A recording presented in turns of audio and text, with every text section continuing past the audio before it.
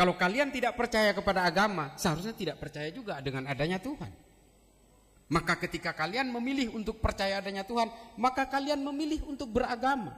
Karena konsep-konsep ketuhanan, identifikasi ketuhanan, dan juga membangun kesalian-kesalian dan hubungan transendental itu disediakan oleh agama. Kalau kalian hanya percaya adanya Tuhan tapi tidak ada percaya agama, maka moral, etik, dan akal budi tidak akan berjalan.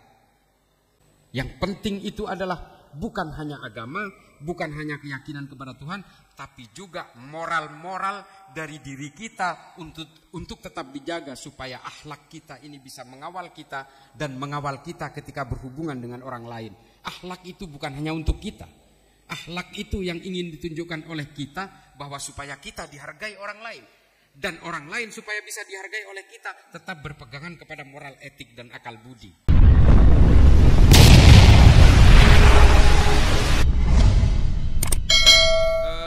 Bagi adik-adik mahasiswa, kalau kalian mau berpolitik, berpolitiklah kalian. Tapi jangan kemudian jadikan politik ini sebagai alat pemecah belah. Kalian boleh membangun tembok-tembok, ini biasa, ini lumrah. Dalam beragama juga kita diminta untuk membangun tembok-tembok. Kita tidak boleh berkompromi dalam soal keimanan, tapi kita harus penuh dengan kompromi ketika berbicara intimasi sosial. Kalau adik-adik tidak mau kompromi, nggak mungkin beli ke Indomaret, itu bukan punya orang Islam. Di dalam baju kita ini melibatkan banyak orang. Baju saya ini ya nggak usah disebutin merek, tapi saya lihat made in Bangladesh. Terus celana saya ini karena mereknya Zara ya, ini buatan Sri Lanka. Belum tentu orang Islam nih.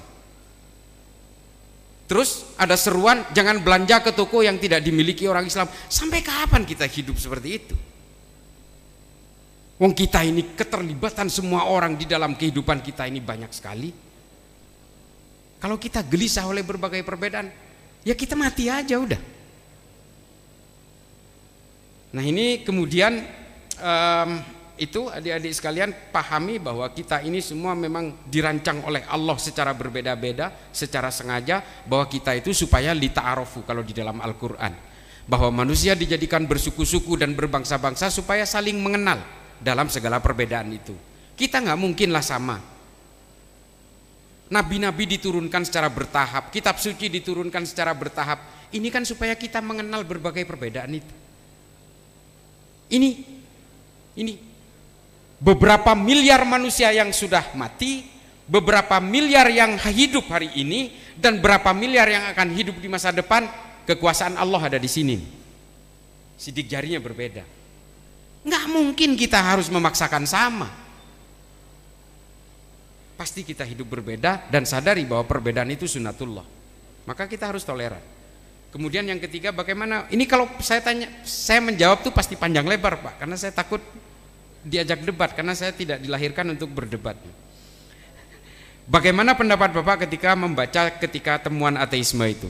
Saya terus terang begini. Saya tidak pernah kaget dengan literatur. Saya buku itu, saya 1000 halaman per bulan sampai hari ini.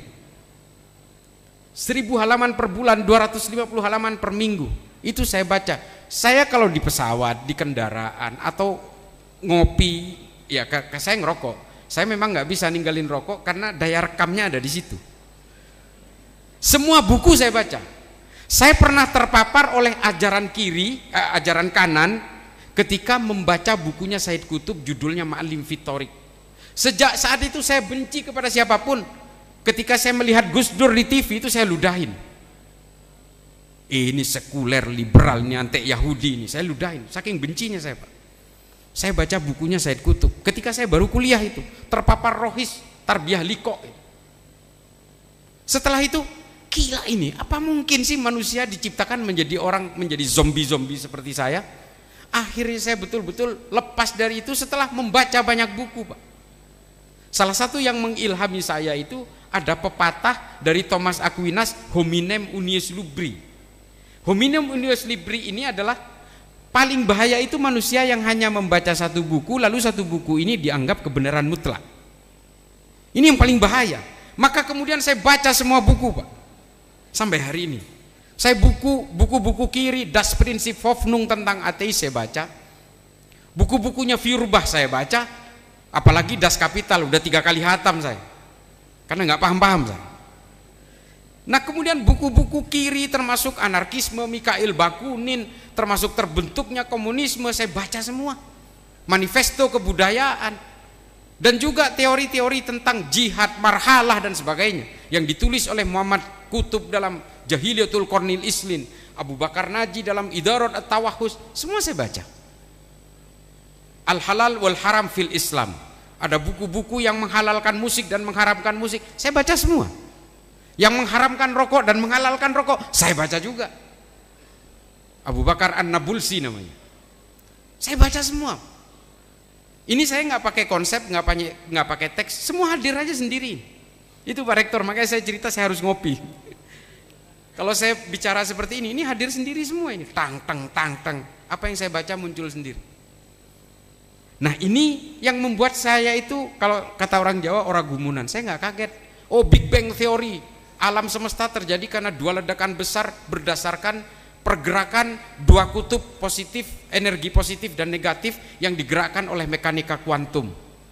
Kata Stephen Hawking, ketika ledakan terjadi maka pecahan itu menjadi serpihan alam semesta yang kemudian menciptakan orbit-orbit sendiri karena adanya mekanika kuantum itu.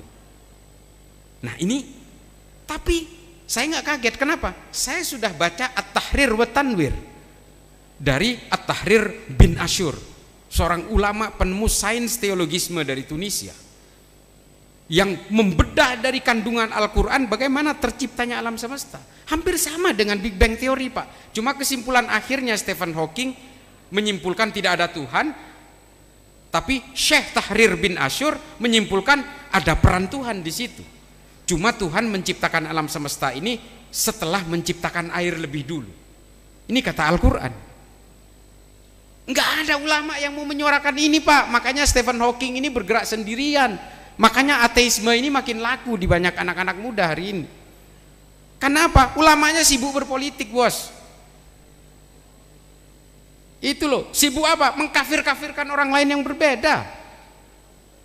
Marilah kita kembalikan ilmu pengetahuan ini kepada Islam, supaya apa? Kita punya jawaban terhadap tudingan-tudingan dari Dawkins, Hitchens, Harris, dan juga Stephen Hawking. Nah itu, adik sekalian ya, mari kita majukan agama dan bangsa ini dengan ilmu pengetahuan, apapun agamanya. Jangan dengan politik, kalau politik jeblok semua, gagal semua. Nah kemudian, nah ini, bagaimana tentang politisasi agama? Saya sudah ceritakan tadi. Politisasi agama ini bukan terjadi hari ini, sekelasnya Rasulullah loh. Sekelasnya Rasulullah Kanjeng Nabi Muhammad pun dituduh tidak adil oleh Zulhuwaisirah At-Tamimi. Lalu kata Nabi, kalau saya tidak bisa berbuat adil, lalu siapa lagi? Saya ini Rasulullah, kata Rasulullah, kata Kanjeng Nabi. Dari sejak itulah kemudian Rasulullah mengatakan orang-orang seperti Zulhuwaisirah inilah nanti yang akan seperti anak panah yang lepas dari busurnya. Dan betul, diteruskan oleh Amir bin Bakar At-Tamimi, Abdurrahman bin Muljam At-Tamimi, dan kok semuanya bisa Bani Tamim itu loh. Saya tidak ingin mendiskreditkan At-Tamimi yang ada di Indonesia, tapi orang-orang yang tergabung dalam Khawarij ini kok semuanya At-Tamimi dan datangnya dari Najd semua. Termasuk ketika kebangkitan Saudi, Muhammad bin Abdul Wahab At-Tamimi juga, dari Najd juga. Pertanyaan yang terakhir, apakah orang yang mempercayai Tuhan harus memiliki agama? Nah ini memang pertanyaan-pertanyaan yang sebenarnya agak sulit dijawab. Bahkan salah seorang pemikir Katolik yang bernama Santo Thomas Aquinas di dalam bukunya Summa Theologica tidak sanggup menjawab ini. Tapi sebenarnya ada satu rujukan penting, ya, bahwa apa yang ditulis oleh Abu Bakar Ahmad Ad-Dinawari itu di dalam Al-Mujalasah wa Jahirul Ilmi, moral manusia paling baik dan berada pada tataran level tertinggi adalah para pejuang yang membela tanah airnya. Ini nanti ada hadisnya, ini ada kisahnya. Jadi orang tidak dilihat apakah dia pembela agama, maka dia akan dikatakan moral tertinggi. Menurut Abu Bakar Ahmad Ad-Dinawari tidak. Karena apa? Orang yang membela tanah air mati-matian, bahkan sampai mati membela tanah airnya, itu maslahatnya dirasakan oleh orang satu negara. Kalau dia membela agama, maslahatnya hanya dirasakan oleh pemeluk agama itu saja. Tapi yang lebih besar maslahatnya dirasakan oleh orang ketika dia mati di akhirat nanti. Artinya maslahatnya itu lebih banyak dirasakan buat dirinya sendiri daripada dirasakan orang lain. Makanya tataran moral itu, kata Syekh Abu Bakar Ahmad Ad-Dinawari, adalah orang yang membela negaranya. Nah, kalau kita melihat ini, kita kemudian mengacu kepada satu kejadian dalam perang Uhud. Salah satu korban perang Uhud itu orang Yahudi, Pak, bukan orang Islam. Karena Nabi mewajibkan perang-perang pada zaman Nabi itu diikuti oleh pemeluk agama apapun, tapi dia warga negara. Makanya ini juga adalah bantahan saya terhadap Felix Xiao yang mengatakan membela tanah air tidak ada dalilnya dalam Islam. Itu saya bantah. Karena perang-perang pada zaman Nabi itu bukan perang keimanan, Pak, itu perang membela tanah air itu. Makanya Nabi mewajibkan kepada orang di Madinah agamanya apapun. Kalau ini perang keimanan, tentu saja Nabi hanya mewajibkan kepada orang Islam.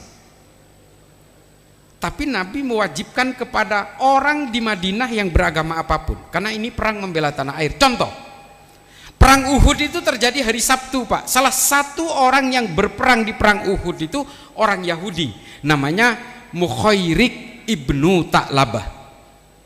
Karena hari Sabtu itu adalah hari Sabat bagi orang Yahudi yang tidak boleh keluar rumah. Ketika perang itu akan dilakukan pagi-pagi, Mukhairik ingin keluar rumah.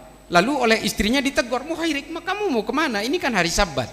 Kita tidak boleh melakukan aktivitas, bahkan menyalakan lampu saja tidak boleh, kata istrinya. Lalu Mukhairik mengatakan, istriku, saya harus membela Muhammad karena saya merasakan hidup nyaman dan tentram di Madinah ini di bawah kepemimpinan Muhammad. Kata Mukhairik, ambil saya secari kertas, kata Mukhairik. Lalu diambilkan secari kertas oleh istrinya. Lalu Mukhairik menulis sebuah wasiat, kalau saya mati dalam perang Uhud ini, maka 3 kebun kurma akan saya hibahkan kepada Muhammad. Berangkat dia berperang, gugur, Pak, meninggal.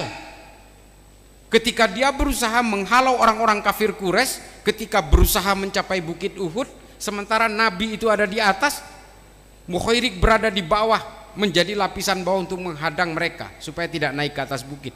Gugur. Sahabat bingung, ya Rasulullah, ini Mukhairik ini mau kita apakan ini? Dia seorang syuhada, tapi dia bukan orang Islam. Kita mau makamkan dengan cara apa ini? Lalu kata Rasulullah, nggak usah bingung, serahkan Mukhairik ini kepada keluarganya, biarlah keluarganya memakamkan sesuai dengan keyakinannya. Urusan Mukhairik akan masuk sorga atau masuk neraka, biarlah Allah yang akan memutuskan. Itu kata Rasulullah.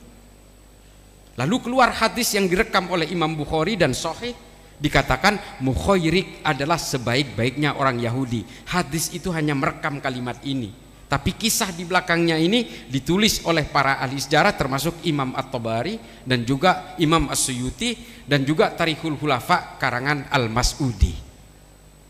Cerita ini tidak pernah disampaikan, Pak, karena orang-orang Arab itu maunya kita selalu bermusuhan dengan orang Yahudi karena terkait Palestina dan Israel itu. Kisah ini pertama kali yang mengeluarkan adalah seorang ahli sejarah Mesir, Faraz Faudah, dan gara-gara mengeluarkan kisah ini dia ditembak mati di dalam mobilnya di Nasir City. Kita betul-betul ingin diungkap dengan sejarah-sejarah nggak nyaman ini, seolah-olah kita itu nggak boleh belajar dari sejarah. Kita harus belajar dari sejarah untuk melihat masa depan. Kita harus melihat masa lalu untuk melihat masa depan, tapi jangan paksa masa depan untuk kembali ke masa lalu. Ini kan orang-orang hari ini selalu menggunakan masa lalu sebagai referensi paling ideal untuk dilaksanakan hari ini, termasuk berusaha kembali ke zaman khilafah itu. Setiap manusia ada zamannya, Pak. Setiap zaman ada manusianya. Hari ini mungkin demokrasi Pancasila yang dianggap paling ideal. 200 tahun lagi generasi yang akan datang akan mengubah itu semua. Jangan paksa kami yang sudah hidup seperti ini untuk kembali ke zaman abad pertengahan. Mundur peradaban kita. Lihat itu Suriah itu, karena ISIS memaksa akselerasi peradaban manusia untuk kembali ke masa lalu, yang terjadi adalah bentrokan-bentrokan antar umat manusia. Itu yang terjadi di Suriah dan berbagai negara yang berkonflik hari ini. Oleh karena itu, adikku sekalian, moral untuk percaya bahwa adanya Tuhan, yang membawa Tuhan yang bernama ajaran-ajaran teologis ini agama. Kalau kalian tidak percaya kepada agama, seharusnya tidak percaya juga dengan adanya Tuhan. Maka ketika kalian memilih untuk percaya adanya Tuhan, maka kalian memilih untuk beragama. Karena konsep-konsep ketuhanan, identifikasi ketuhanan, dan juga membangun kesalian-kesalian dan hubungan transendental itu disediakan oleh agama. Kalau kalian hanya percaya adanya Tuhan tapi tidak ada percaya agama, maka moral, etik, dan akal budi tidak akan berjalan. Itu yang diinginkan oleh kita. Kita percaya Tuhan, maka akhirnya kita hanya sibuk untuk mengendalikan diri sendiri tanpa membangun intimasi sosial dengan orang lain. Kita hanya ingin cari selamat sendiri untuk di akhirat. Makanya kemudian menjadi penting bagi kita adalah dengan beragama dan tetap berpegangan kepada akal budi dan moral etika. Nah, ini buku yang ditulis oleh Imam Ghazali dalam Tahafud al-Falasifah. Yang penting itu adalah bukan hanya agama, bukan hanya keyakinan kepada Tuhan, tapi juga moral-moral dari diri kita untuk tetap dijaga supaya akhlak kita ini bisa mengawal kita dan mengawal kita ketika berhubungan dengan orang lain. Akhlak itu bukan hanya untuk kita. Akhlak itu yang ingin ditunjukkan oleh kita bahwa supaya kita dihargai orang lain, dan orang lain supaya bisa dihargai oleh kita tetap berpegangan kepada moral, etik, dan akal budi yang di dalam Islam disebut sebagai akhlakul karimah. Nah, itu jawaban untuk yang terakhir. Panjang, saya belum membawakan tentang perspektif dari filsafat barat dan juga Islam, karena pandangan moral oleh Al-Kindi lain lagi, oleh Al-Biruni lain lagi. Tadi saya hanya membawakan satu perspektif dari Imam Ghazali dan dari filsafat barat dari Immanuel Kant. Itu saja saya pikir, tidak ada pertanyaan lagi. Mudah-mudahan ini bisa bermanfaat. Nanti geser ke UPB, jadi saya mau istirahat bentar, ngopi-ngopi lagi. Terima kasih adik-adikku sekalian, mudah-mudahan ini bisa menjadi manfaat. Jangan 100% dipercaya omongan saya, kadang-kadang saya juga sok tahu juga. Tapi insya Allah ada literaturnya, karena saya pembaca buku kelas berat. Kalau adik-adik ingin membaca tulisan saya, bisa ke Instagram saya, Islah_Bahrawi, atau di Twitter saya. Tapi jangan Twitter lah, itu tarung bebas. Itu tarung bebas kalau Twitter. Baca aja di Instagram, saya banyak menulis tentang sejarah dan filsafat, baik Islam ataupun agama-agama lain.